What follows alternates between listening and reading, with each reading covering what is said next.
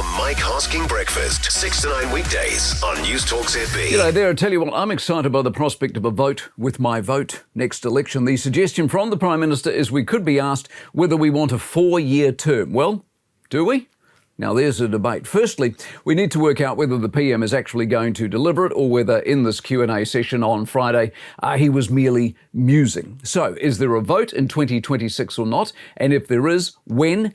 If there is a vote for change, is the first 4-year term? Now, could I suggest before we get ahead of ourselves, if we're going to have a vote on this sort of thing, to vote 1, vote for the status quo, 2, a 4-year term, or 3, a 5-year term. See, if you're going to the people, why not explore all the options? So assuming there is a vote, which way would you go? Personally, I know my answer, and the answer is I don't have an answer. This is one of those areas where there is no right, no wrong, both can work, both can fail. See, it's an MMP type debate, isn't it? I mean, there are failings in MMP.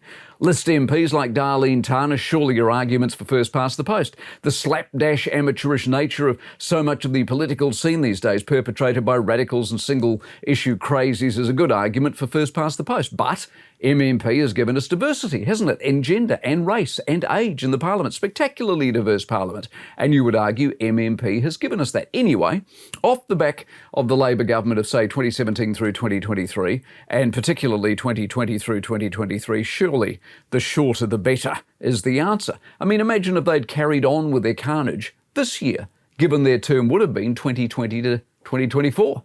How could you possibly vote for more of that?